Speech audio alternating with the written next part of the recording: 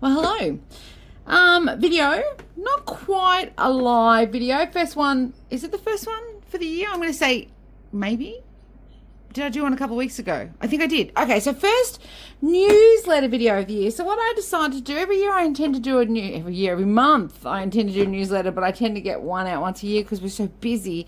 And so this year we're trying to get on top of all of those sort of outstanding things that have been driving us nuts that we can't do. And video on different projects once a month is something that we still want to keep going. And we want to do a newsletter with, useful newsletter with tips and things in it. So we thought we'd combine the two. So this video will have, once I've done and loaded the newsletter, in the comments below, so you can actually go to our newsletter and read it. We'll also email it out to the people who subscribe, who have signed up for our newsletter from our website. And the pattern for this project will also be in the newsletter down there, so check it out. I want to do live videos. I actually like the live video format because there's nothing artificial. It's just me doing a thing, but it is a little bit restricting in that I have to try and do something I can do in like 20 minutes because you haven't got more time than that to watch. So it's sort of going to be live. I'm going to pre-record it, but then just edit out the boring stuff, but try and keep it as genuine as I can. So the project that we are making today, I should get it. Oh, this is all very professional. So this is what I can do. I'm going to pause it and come back and get it because I forgot to actually get it. Hang on. And just like that, with the magic of cinema, not only did I go and get it, but I could zoom the camera out so you could see it. So this is, it's an Ikea pot plant bag. So the whole idea is it's a cute little bag that you can use to put your Ikea pot plants in. But it is also a very cool technique to make little storage boxes. You could change the interfacing and put a stiffer interfacing in there so that you could use it to be more crisp and you could have a more firm thing. You can make it bigger and you can make it smaller. The technique is all the same, and the pattern piece for this will be in, as I said, the newsletter. So you'll find all the patterns that we're doing as we do these videos are designed so that you can actually put the paper onto a piece of fabric and cut it out. You might be able to do it with a rotary cutter instead, but we want to make sure that everybody could have a go. They're designed to be simple things, so there'll be a pattern that you can cut out to make this project down below. All right, so first things first, I'm going to rethread the needle on my machine. Oh, see, I can press the pause button again.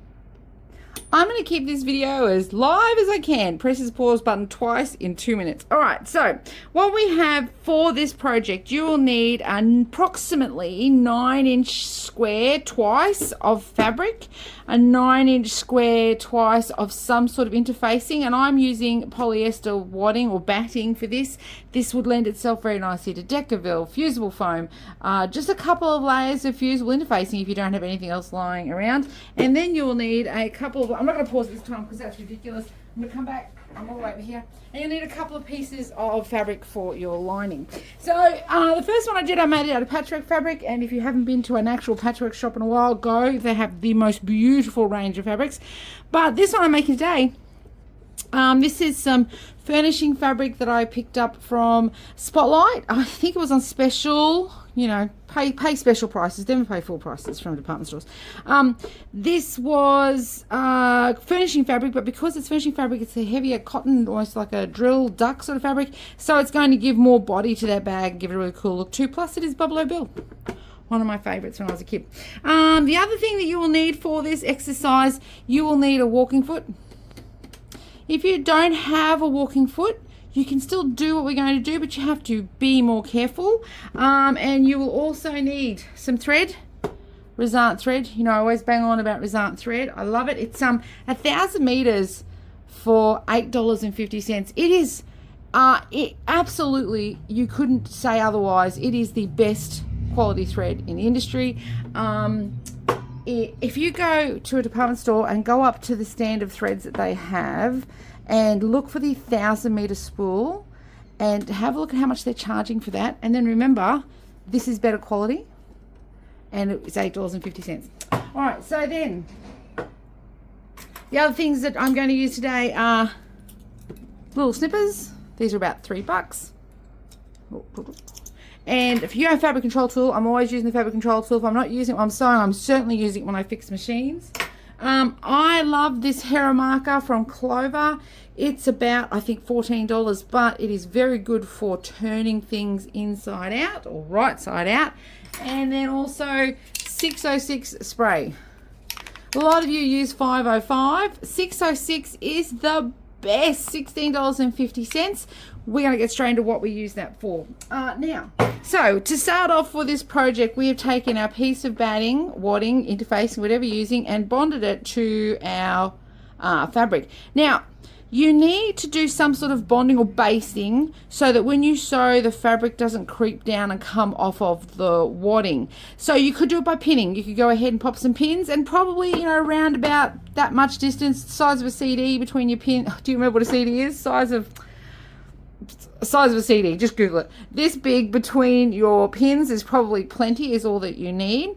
The 606 spray is a brilliant alternative to that. 505, for those of you familiar with it, you spray it. It's a temporary adhesive that holds your fabric to your batting while you're doing your quilting. 606 is actually permanent, so it's almost like a fusible web in a can. What I love about these sort of projects is I simply go spray, spray, spray, spray in like a general sort of crisscross shape, and then iron the fabric to it, and it holds it. So it's not going to creep anywhere when I'm quilting it. You don't need to spray the whole area. Just crisscrosses again at about that CD difference of space around it. So that has been done and ironed with 606 spray. Now I'm going to quilt it. So you can do it lots of ways. When I said 10 inches, you know, approximately, or 9 inches, I can't remember what I just said, but that's just an approximate so that you know what you can cut out of the fabric that you've got. All of our projects we're going to do in these newsletters are going to be out of a fat quarter. So, you know, fat quarter is your sort of bare minimum to what you need. Sorry, I was watching all the people come and go from the bowling alley. So where did I get up to? Oh, yes. So now by quilting it, what that means is when you handle it and move it around, it doesn't all come away from the interfacing, so it holds it into place.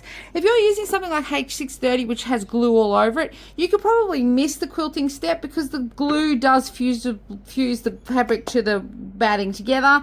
But quilting does add actually a cool little visual technique as well. So if you're nervous about quilting, you want to give it a try, these small projects are a great place to start. You want to quilt bigger than the finished project piece that you're going to cut out so that you end up with no sort of blank edges where you haven't quilted. And in this one, I think I free motioned. I did free motion. All right, so I'm going to use my walking foot today and I'm going to quilt straight lines down it. I am not the sort of person that has the patience to draw a straight line and then quilt every half an inch away from that line, although some people love that. God bless you.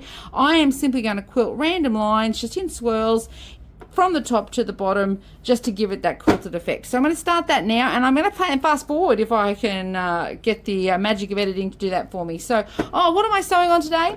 I am sewing on a Brother 1600. Well, mine is technically a 1500, but 1600 is the latest model. It is a semi-industrial straight stitcher, so no zigzag, which means it goes really fast, almost double the speed of a domestic machine. I've put my walking foot on it. It comes with a walking foot. $2,000, $1,999 is the special price for it at the moment. Definitely if you're into bag making, high-speed quilting, free motion, you want to have a look at this machine. It is the bomb. All right, so let's do it, and we're just going to go. I'm not going to knot off at the start or finish because I know everything is going to get cut out into my pattern piece. Alrighty, so I'm just going to go for it. Oh, actually, I forgot. I'm not going to fast forward through this. I'm going to talk about a couple of things in the newsletter. Drop it. And then off I go again.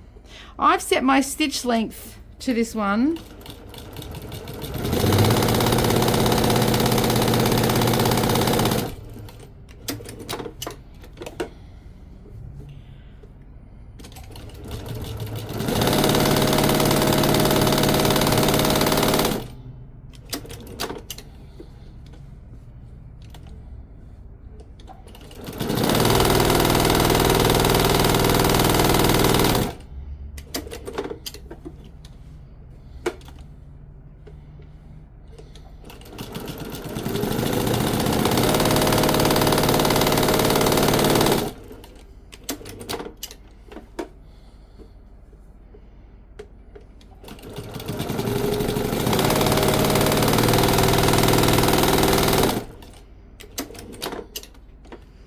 Okay, so I started talking through that. I forgot I was going to fast forward it, so I'll start talking now. Lucky you. So the first one I've done, you can see I've just done rows of just, can you see that? Just going down it. I did forget to say I set my stitch length to 3 because I'm going through thicker layers and stuff, and I want the stitches to be a little more obvious. So now let's do the other bit.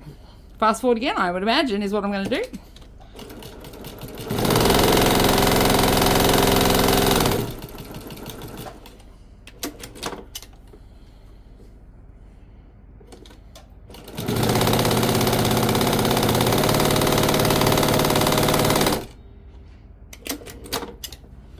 I'm going to tell myself right now, hope I saw my little hand movement there. I do want to stop for a second and say I can move that around with great speed with my walking foot because I can adjust the foot pressure on this baby to have the foot pressure reduced so it's not jamming so much against my fabric. If you don't have foot pressure adjustment, you just have to take those curves a little bit bigger. If you do have foot pressure adjustment, now might be the time to switch it from 3 down to 2. All right.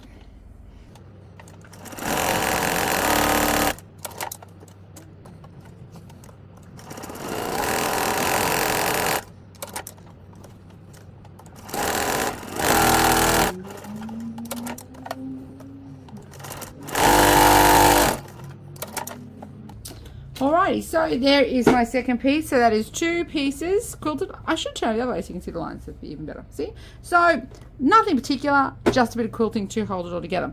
Alright, so next thing I'm going to do is I'm going to cut the pattern pieces out. The pattern will give you instructions to do that. But what you do need to be aware of is the direction of your fabric. So you want to make sure that when you make this, you know, Buffalo Bill's head is pointing up. And if there was print on the lining, you'd want to make sure that the lining, when it turns down, is right side up. So I've written that on the pattern piece so that you can get what I'm trying to say there. I'm going to go ahead and cut these pattern pieces out. As I said, you can do it with a rotary cutter. I've put the measurements on there as well. I'm going to cut it out of the pattern piece. So I'm going to be right back. Okay, I'm back and I've cut my pattern out. And one thing I forgot to mention you're going to need is pins. Good quality pins. I bang on about it all the time. But these are $11.50. There's tons of them in there. They're about 1,000 times better than, you know, they're really good brand pins. Matilda's own. They're an Australian company, probably holding the quilting industry together. Matilda's own do a huge amount to help out small quilting shops. So pins as well. I don't pin a lot. I will say that I'm always, you know, on the go. So pinning doesn't happen as much for me, but I vowed for these videos I am going to pin. I'll fast forward through that bit so that you can see how to pin as well. All right, so we have 2 lining pieces and 2 outer pieces, and we are going to go ahead and stitch the outer pieces together. So we're going to lay them right sides together like so, and we're going to take a minute because we are now stitching through 2 layers of wadding and 2 layers of fabric. If you didn't have your walking foot on before, you should put it on now. If you don't have a walking foot, then you need lots of pins to stop it from creeping along like that while you are sewing. Remembering you only have the feed dogs underneath to help feed the fabric through, so there's nothing grabbing the fabric on top. The foot will push it along, so walking foot will slow that down. This guy here, I was a bit thread caught in there. I'm just going to get rid of that. Can I pull it out? Okay. All right, so now we're going to pin. When it comes to pinning, you want to not pin like this. I mean, absolutely, sometimes you might have with a zip or something you have to do it, but as a rule, pinning like that makes the fabric wobbly, and it means you have to stop every 2 seconds and take the pin out. So you want to pin crossways, and again, sometimes you have to pin right where you're sewing, but if you can pin pointing to where you're going to sew like that, it means you don't have to stop to take the pins out. So you'll enjoy sewing more and it'll give you a better result. So I'm going to pin this, just a couple of pins in this space, and a good rule of thumb is, you know, 4 fingers apart for your pins. If I didn't have my walking foot, then I'd probably put 4 pins in here. Pin, pin, pin to stop it from creeping along. So let's pin that. And while I am pinning, I actually just want to cover a couple of things that we are going to be doing coming up in the new year. We have Valentine's Day, which is next Friday, I believe. I hope so, because I've planned everything around next Friday. Brother has a made to quilt campaign they do every year, and they do a promotion on their really cool quilting machines, and each store does an event in some sort of way, and we're doing a live event.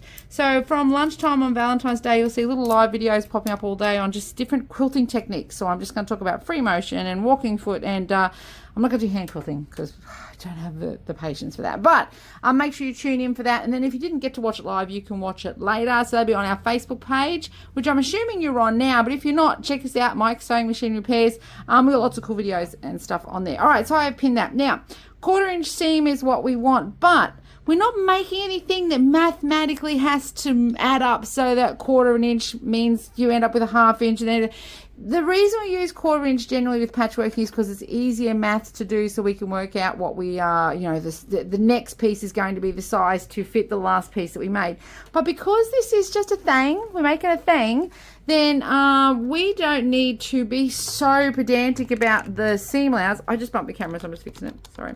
We don't need to be so pedantic about the seam layouts as long as it is consistent. So if you have your normal sewing foot on, you could use the width of the edge of the fabric against the edge of the foot.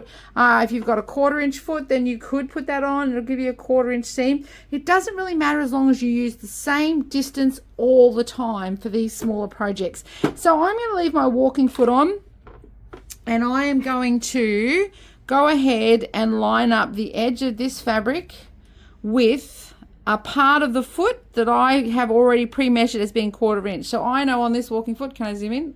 Oh, apologies if this goes wrong. Ooh, there we go. I know that if I line up this part of my walking foot here with the edge of my fabric, I get a 1/4 inch seam allowance. So I could do that. But for the purpose of the video today, do as I say. I'm going to line up the edge of the fabric with the edge of the foot. To find out if your distance is a 1/4 inch, it's really simple. You just get a bit of paper and draw a 1/4 inch mark from the edge, and then line that up and try and work out where that edge lines up with something on your machine to give you a 1/4 inch. Oh, please don't buy. Oh, it freaks me out every time I see it. These things I see going around on Facebook at the moment that are like plastic templates with holes in it so you can line your needle up. You just get a bit of paper and draw it on there. The last thing you want is a great big piece of plastic template under your foot in any way. If your needle if you get that wrong, or you bump your foot and your needle hits that template plastic, boop, your timing is out. I mean, I guess it's good news for us because it means you have to bring your machine to get it fixed, but we don't want you to hurt your machine. I don't think I'll zoom out. I think I'll leave it like that if you're happy with that. Okay, so I'm going to go ahead and do it. I'm not sewing these bits. The first thing I did when I went to make the prototype was sit down and sew this. You don't sew these. These stay unsewed. We're going to sew here and here and here where I've pinned. Alrighty, so backwards and forwards at the start for this one because it is holding everything together. So if you have a mechanical machine, a machine that isn't electronically governed, it may behoove you to put your needle in the down position to start. It will stop it from coming unthreaded. And I'm not looking at the needle. I'm watching the edge of the fabric against the edge of the foot. Couple of stitches forward. And then reverse lever down. Couple of stitches backwards. Now, the thing about this machine as a high-speed stitcher, which is why I love it, and honestly I use mine all the time, is not only does it sew fast really well, but it's so slow really well as well. So you can go really slow and get absolutely into like tricky corners and stuff. All right, but we're going to go fast. Let's do it down here. Oh, I don't even need to fast forward through this, I reckon. I can just go nice and fast. And I'm going to go ahead and chop it. I will say downside to these straight stitches is that sometimes when you hit that snipper button, sometimes the thread actually comes out of the needle. It is true for all of them. There's nothing you can do about it. You have to just rethread it, but it's got a little needle threader, so I'm not too devastated. Okay, so down we go again for the next one. Couple of stitches forward, back, and then off we go. At the end, chop it.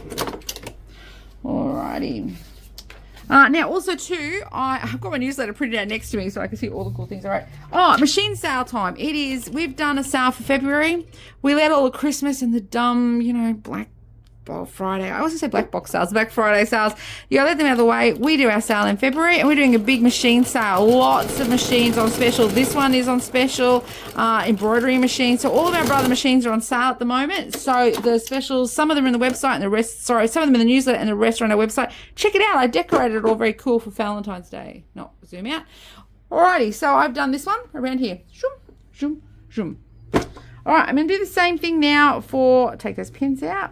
See how easy those pins go into? If you struggle to get your pins in and out of your fabric, if it's their snag in the fabric, you take those pins and you go chuck them right in the recycling bin and get yourself some nice new pins. All right, so we now have our lining pieces. We are going to pin these together. I should have mentioned before right side together, but you picked that up when you saw the video. So we're going to pin these right side together, and we are going to do the same thing with our pins. So we're going to pin along the edge, pointing to where we are going to sew.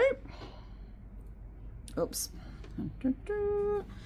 And likewise over here. I had to wear my lace gloves today. I couldn't find my cool dotty gloves I normally wear, but they snag everything because the lace is well worn out. But there we go. I still kind of like them. I feel a bit posh. Not as posh as Shez, but pretty posh. All right, so now when I pin this, I'm going to do something a little bit different for this bottom piece here, this skinny piece. I'm going to pop 3 pins in. 1 inch from this edge. It doesn't have to be exactly an inch. I'll just ballpark an inch though.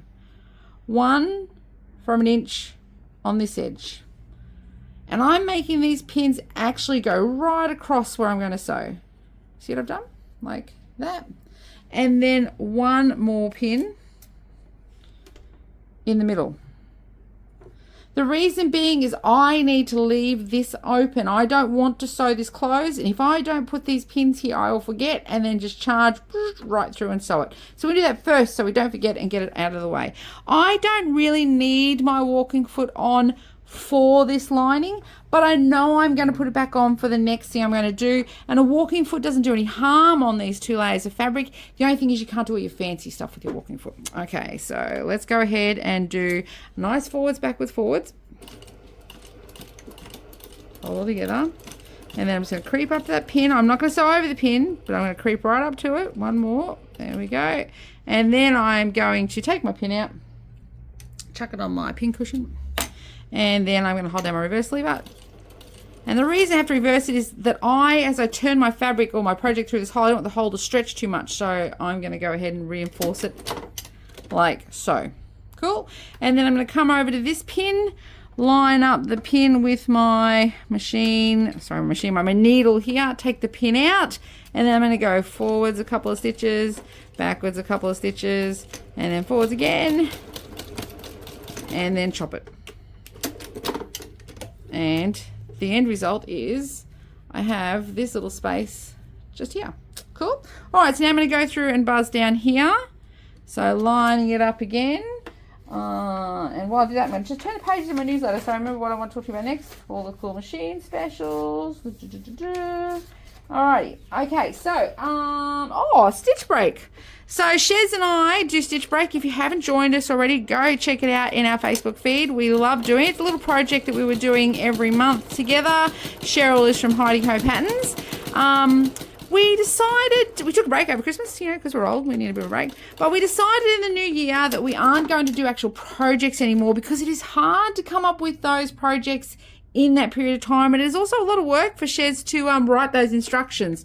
So we are going to instead, oops, this is an example that thread just stretched out of that needle, so I'm just pulling it back through. So we're going to do a technique every month. So we're going to go ahead and instead of making a thing, do a tricky technique that you can then go ahead and apply to whatever thing you want to make. Big shout out to the people who do buy our $5 stitch break patterns, and they're still there. You can still go on the website, Mike's Sewing Machine Repairs, and buy the pattern, and then the instructions of the videos. Those people who make those and give us their support doing that, we really appreciate it. All right, so that's stitch break. When are we going to do it? Well, I should tell you. If you've got a pen, you probably don't, but I'm just going to tell you anyway. It'll be in the newsletter. Looks like Wednesday the 26th of February at 7 p.m. We're going to do our first stitch break for 2025, so make sure that you join us. All right, so the pins come out, and then using our snippers, good habit is to go ahead and snip these threads. I think I might have been doing that off camera then, apologies. I'm going to snip those threads. So that's nice and tidy. Do I have any long threads on this one? Because this machine, just get rid of all this junk. Because this machine has a cutter on it, I don't really need to snip the threads too much. They're nice and tidy already. Okay, so now what we are going to do here is we're going to do box corners. I've done a detailed video on box corners and how to do them and stuff like that before, so go back and check it out. But essentially, what a box corner does is it gives us this effect. so that we get this nice square edge. It is very cool for this sort of thing. Bags, it's a really great way to give a little zipper pouch a little bit more oomph. To get a box corner, which is what this little cutout is about, you're going to go ahead and open this up like so. Line up this seam allowance, line up this seam, the side seam and the bottom seam together, and we don't want it to be at an angle like that. We want to work it really hard until it's perpendicular to this seam. And then if you have a look, lining the seams up, we're going to go ahead and pin it so that the bottom side that we're sewing, so this way, is pointing towards us, and the top one that we're sewing is pointing to the needle. So when you pin it, it's going to look like that. We do that because if we do it the other way, it's too thick. See, that's too chonky for your little machine, particularly if you've got like a little Sing a Promise or something. It will have just a complete panic attack if you go over that. And then it also means that as we are sewing, it doesn't get squished the other way by the feed dogs. So by having it go this way as the feed dogs run along it, it'll keep it the direction that we want. You can't always have it work out like that, but pretty much. And I'm going to pop 2 pins in here, one on this side to hold down this one, and one on this side to hold down this one.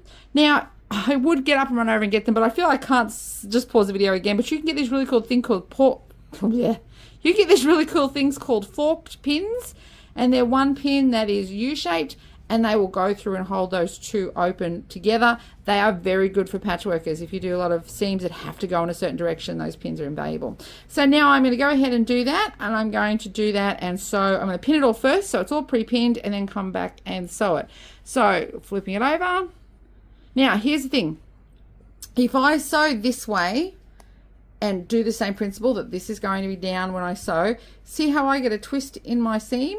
And I don't want that. So I'm going to pre-plan, and this one I'm going to turn it over so that when I switch my seams back on themselves like that, see, I get, oops, yeah, that's right. So we're going to go ahead and fold it over so that it goes this way.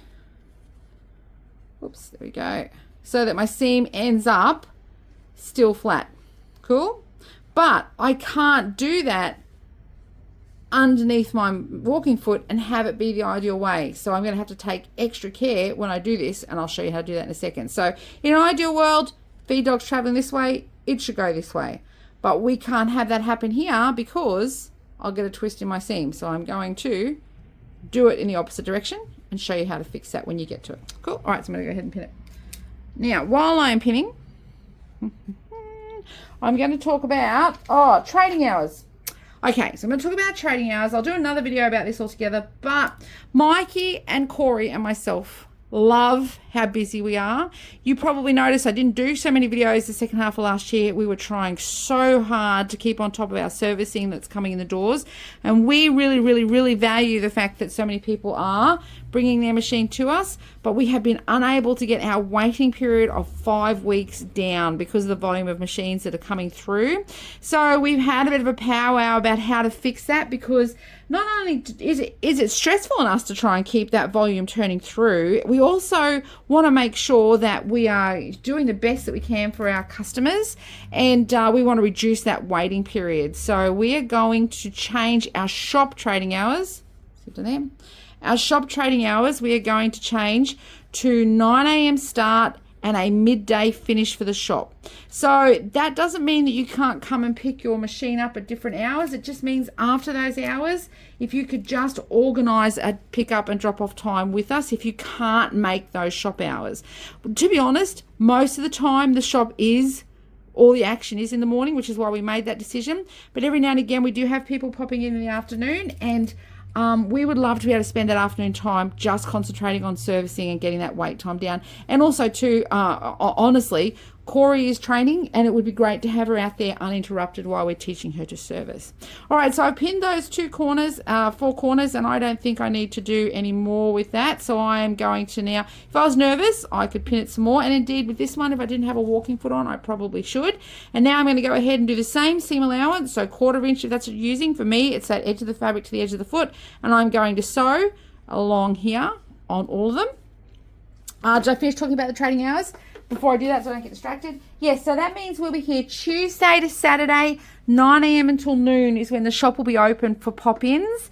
And then if you wanted to pick your machine up or drop it off at a time outside of that, just let us know. Give us a call and we'll organise to have you come in by appointment. Also means classes. Oh, I'm going to stop for a second. It also means classes. We really, really, really love doing private lessons, but it is getting harder and harder to get those lesson times in. We find people waiting weeks to get a lesson, and we don't want that either. We don't want to spoil your enthusiasm. So that means we'll also give us more availability for classes in the afternoon also, and that will be done by appointment. So classes will be available from noon till 5, Tuesday to Friday in the afternoon by appointment, and then Saturday from 9 to 5 by appointment. So we're hoping that gives us the ability to do more classes with people as well. So that's trading hours. That's pretty much in effect as we roll forward. I've changed all our online and website and everything. But of course, if you pop in, we're not going to just ignore you. But just as we roll forward, we're gradually just telling everyone that our actual shop opening hours will be 9 a.m. till noon, Tuesday to Saturday. Okay, so let's go ahead and sew this. So the first one is the easy one, where the seam that is going to be met by the feed dogs goes this way. So we're going to pop this underneath. Now, we aren't lining the needle up with this. I might zoom in a bit. Can I zoom in? We aren't lining the needle up with this bit here. We're lining the needle up here. So we're definitely sewing in our fabric all the way around. Alrighty, let's do it. So now you'll probably notice too, I'm not needing to lift that take-up lever up and down. I do it sometimes by habit because I forget. But essentially, I've got my knee lift in. So I've got my knee lift, which lifts the foot up and down using my... I would move the camera so you can see it, but I'll never get it back. Right. Okay, so see, I just did it by habit. All right, so knee lift in. Starting to sew right into the edge of the fabric up there. Let's do a couple of stitches forward, a couple of stitches backwards, and then off we go. So when we get to here, we want to make sure we're not sewing over our pins. So at about this time, if your pins are in the way, go ahead and get them out, or just pull them slightly out of the way. Fabric control tool, baby. We want to make sure that this seam here is pushed towards the needle. So as we go under the foot, I've stopped about a 1/4 inch from the needle. That's about a centimetre, I guess, will do the job. And then lifting the walking foot up. If this was twisted this way, I'm going to go ahead and use my fabric control tool to push it this way, and then lower the walking foot right back down, and then continue on and over that bump. Then over the other side, and then backwards and forwards to finish. Cool. There's my seam. Go ahead and snip that off. I will show you how to do the other side, and then we will go through and finish the lining as well. So let's cut off these threads to start. All right, so now this one, we have no choice in this way but to have the seam pointing against the feed dogs. So this one will be easy. We know the foot's just going to walk over this, but the feed dogs will probably twist this around while it's feeding through, and we don't want that to happen. So same dealio, we're going to go ahead and let's see, pop this under here, line it up again, sewing into the fabric up here, couple of stitches forward, couple of stitches backwards, and now we're going to sew until we get to about a centimetre from the seam. Needle in the down position. On this machine, it's set so the needle stops in the down position, but if you don't have that feature on your machine, turn the flywheel. If you have an electronic machine and you have the needle automatically stops in the up position, doesn't really matter what the brand is. In many, many, many cases, you can actually reprogram it to stop in the down position. So go dust off that instruction book and check it out. All right, so needle's in the down position. I'm going to lift my foot up with my knee lift, and then I'm going to use my fabric control tool. And if this seam was pushed to the front, I'm going to use the fabric control tool to just tuck it in and make sure it's going pointing towards the back, which is what I need for this seam to work. And then, oh, look, my fabric control tool is stuck in my glove. I'm such a princess. Okay, so now foot goes back down, and then let's just sew over the bump, and then reverse at the end. Chop. Done. Done. Alrighty, and there's that seam.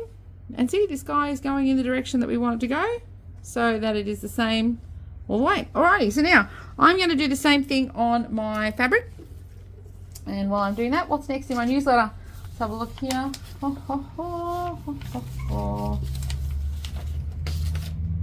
Oh, Janome feet. So we have decided we're not going to carry Janome sewing machine feet anymore. There is just so many feet in the range for our little store to carry, and we tend to find that most of the ones that people are looking for we don't have. So we've decided to stick. The problem with Janome versus Brother and Singer feet, which are the other two that we carry, is Janome has 9mm, 7mm and 5mm versions of many of their feet, and we just can't carry them all. So we've decided to stick with what we can do well and do it well, and we're going to be ranging out those Janome feet, and we're going to be selling the Brother and the Singer feet. So our Janome feet at the moment, they're on special at 30% off. So if you want to top up on your feet, that includes walking feet and things like that. So come down and check those out and see what you need to top up your Janome stash. So again here, I know that because this seam is facing towards me here, this seam must be pointing back there, so I'm just lifting up the skirt. I'm lifting up the fabric and I'm just tucking that under the foot, making sure that's going through okay. The joy about this fabric control tool is if this was something really tricky, I could keep it just close to the foot and help it through. That's a little text from Michael. All right, must read that. Okay, so through we go.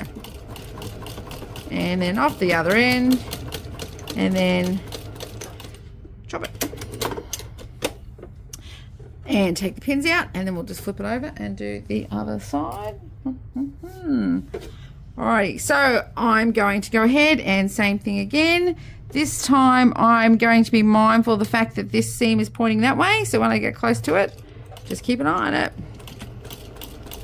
Now, speaking of knee lift, if your sewing machine has a big hole in the front of it, like about the size of that big, about the size of a pea, it's probably come with a knee lift and you popped it away somewhere. If you've never used your knee lift, really get it out and dust off and use it. It's pretty cool. All right, so I'm going to go up, and this is folding this way. I don't want it to fold backwards, so I'm going to sew a bit closer. I'm just going to help that in as I go through. Take a minute to just, I see I've twisted a bit because I didn't pin it, so I'm just going to fix it up with my fabric control tool. There we go, and boom, to the end. As you make these little things, I'm all for quick and do it. Quick and get it done, move on to the next thing. Look, it's stuck on my glove again. But if you're a sewer with a little bit more experience and you haven't made these little things for a while, do it and use this as an exercise to go slow and just remind yourself of all those cool skills that you sort of rush through now to do big projects. Tip, I changed my stitch length to 3. Do you see? It's longer, but didn't change it back. So, you know, rewind this video and change the stitch length back to 2.5. All right, so now I have this. So I have this little guy here. And here you can see my little bucket bag, my little Ikea plant bag is starting to take shape. Now what we're going to do is zoom the camera back out. And if I just, can I just do this? Apparently I can. All right, so what I'm going to do is I'm going to leave the outside fabric inside out, just like so. The lining fabric, I'm going to turn it right side out. And then I'm going to take this and I'm going to pop this into the outer fabric. And I'm going to zoom out a little bit more, I think maybe so you can see a bit better. Yep, there we go. And I'm going to do that so that this seam lines up with this seam. So I'm going to go ahead and pop that in like so. And take a minute to just line up this seam. And then just tuck it in neatly around here and line up this seam. Cool. So before I pin, I'm going to take a minute. See how this seam is bent this direction? I want to keep that happening. So I'm going to push this outer seam to the right and the inner seam to the left, and then line them up and pin it. So one pin here. Now here I'm going to actually make a real big effort to keep my pins away from what I'm doing, because I want to be able to sew around here, and this machine doesn't actually have a free arm. So one thing about these high-speed machines, none of them have a free arm, because they will slow down your ability to do quilting and things. And also too, the mechanisms underneath are really big because we're in a semi-industrial. So free arm is going to be a problem. So we're going to have to, I'm going to show you how to do this without a free arm. Free arm, if you know what I'm talking about, is where you take your accessory box off and you get like that skinny little arm that sticks out like that. And you can put your stuff around it and so around like that. But you can't do it with this machine. All right, so I've gone ahead and done it this way on this one, like so. I'm going to flip it around and look at this. So this seam points that way. So I need this one to go to the left. and then the lining to go to the right, like that, and then pin it. Try and keep my pins a little bit away from my work. There's one, and then there's two. And now that's not enough, because we are working with woven fabric, not stretch fabric. We need to make sure this fits in here nice and snug all the way around, which is why it's important we do the same seam allowance the whole time, otherwise one will be bigger than the other. And we are going to go ahead and line up the center of this with the center of that. So when I say center, I mean the halfway mark between the two. And to get that, I'm just going to twist it this way and see how it's all sort of coming into play. Give that a little crease and then pin just here. This guy's put up in a truck right outside my window and he's having his smoko. He's learning how to sew while he's... Do they have smokos anymore? Is it PC correct to say smoko? He's having his morning tea. Alright. Like that. And I am going to... If I didn't have a walking foot on, I would pin this even more all the way around. So half again, so that doesn't move or shift while I'm sewing. And I'm doing that to make sure that you do it, because if you don't, this will creep around and you'll end up with lumps in it. And we don't want that because you see the edge.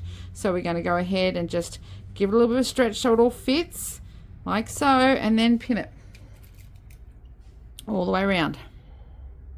So if you have to put, 27 pins in here, I mean, that's extreme, but if that makes you feel secure while you're sewing, do it.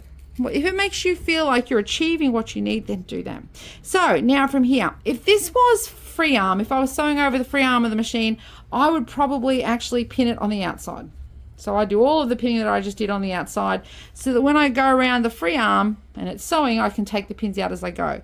But whenever you're working on a machine that you don't have a free arm, or you're sewing a circle that's too small to go on the free arm, you need to run around the inside of it like on a hamster wheel. So I need to be able to see those pins on the inside to sew. So we're going to line it up. Now don't try and line it up where the seam is. It doesn't matter where you start and finish this, because you won't see it when you're done. And if you try and start the seam, which our brain makes us do, you're starting on too thicker, troublesome area and it's too hard. So I'm going to start just here, just in the middle where there's no drama going on. Now I can't change that camera angle, so I'm just going to, I'll tell you what, if I take my knee lift out, and take off my knee lift, and if I turn my machine slightly, whoop, if I turn my machine slightly, you might be able to see that a little bit better. Alrighty. So, in we go. Edge of the fabric to the edge of the foot. Zoom in a bit. Come on. Zoom in. Zoom in.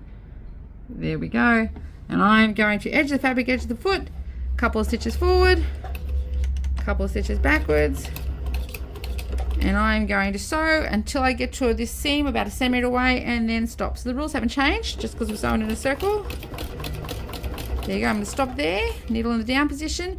Now the top seam is pointing towards me, which means the underneath seam is going to be pointing away. So I'm going to lift up my foot. Can't use my knee lift because it's sitting over there. I'm going to use my fabric control tool, and indeed it has, I don't know if you can see, but it has come to the front. So I'm going to push that, tuck it so it's pointing away from me as it should, which will give me a flatter seam so it's easier to sew, and then put my foot back down, not sewing over my pins. At this point, if my pins are in the way, I would take them out, and then let's sew over that bump and then around the edge. So I'm going to keep sewing right around the edge.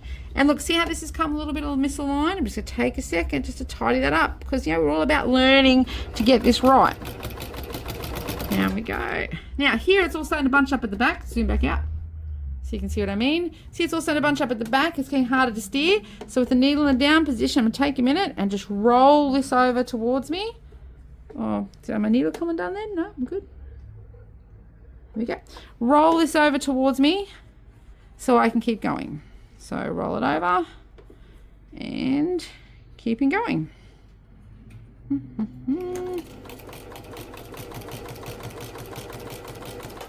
Just see my gloves. I don't know how much you can actually see. There we go. Around we go. I'm going to stop for a second as I get to this seam. I stop with my needle in front of this seam. And this time, I need this top seam to point away. So I'm just going to use my fabric control tool to tuck it under. This underneath seam is facing towards me, which is what I want. So let's go over that bump. That's it. Now I'm on the other side. Stop the needle in the down position and take a second just to re-sort myself out. Alrighty, and go ahead and finish. All right, so now, as you finish this last little bit, let's talk about lessons. I talked about lessons before when we talk about our trading hours. Corey does lots and lots and lots of lessons with younger, not necessarily younger, I guess, but newer beginner sewers. She does private, we both do. We do private lessons on how to use your sewing machine, which is usually, you know, the big one. How to use your overlocker, how to use your embroidery machine. But Corey also does project lessons. So you come along, it's a private lesson, just you and Corey, and you'll make a little thing like this, and you'll make it with her, and you'll learn skills like how to put a zipper in, how to do box corners. And those project lessons are a great way for you to just develop skills that you can take home and apply to things that you want to create, or if you want to watch YouTube videos and you want to learn how to do those things in more detail. So private lessons with Corey are $45, private lessons with me are $55, and then those project lessons also have a $15 kit fee for kits for the things that she's made. Alrighty, so to book those, just call. You can book a lesson, and we can teach you anything. And really, as far as I'm concerned, I do all of the big machine lessons, the big computerized machines, the fancy big brothers, the big Genomes, the big Fafs. There isn't much that we can't help you with. And we also do computer lessons. I teach computer and how to use your phone, Samsung phone, and Corey teaches how to use your Apple phone. So we got you all covered. If you need to know something, you give us a call. All right, so we're nearly finished. Back to where we started, just cross over it a little bit and then reverse. So we're finished all the way around. Chop it. That's it, we're done. Take the pins out. Around.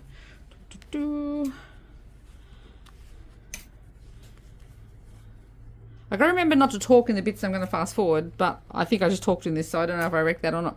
Okay, so from here, this is what you've got. So you've got a upside down world bowl. We got bag. We're going to go ahead and turn this now. So essentially, through this opening here, we're going to just gently pull the bag through. So we're limited to how big we can make this opening. So we want to make sure that we're just gentle as we turn the bag through. I will say that when I made this one, the prototype, I put the opening in the side. So the opening was bigger. And then when I stitched it shut with my sewing machine, because you could hand stitch this, which is more discreet, but a sewing machine to stitch it shut is perfectly acceptable. But when you turn the bag over, you can actually see the little seam from where I did it. So instead of being in the side, we changed it to the bottom. But if I put my Ikea plant in there, you can't see it at all. So I got away with it. Okay, all right. So let's go ahead and turn this out and just gently, just pulling this through. So we're just going to do it like turning out a sock. We're just going to gently turn that through.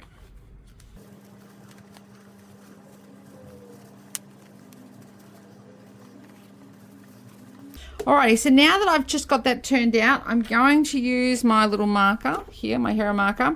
You don't need to worry about the corners of the bag because they'll actually end up facing the other way. So don't try and push the bag, the lining, sorry, out. We're only worried about the corners of the actual outer. So we're just going to go in here with our hero marker and just gently pop out those corners. Now I will say if you don't have a hero marker, put it on your wish list because they are very handy, but you can use a chopstick if you're gentle. When I used to do doll making a long time ago, I used to use a nice varnished wooden spoon that I still have that came from like Robin's Kitchen.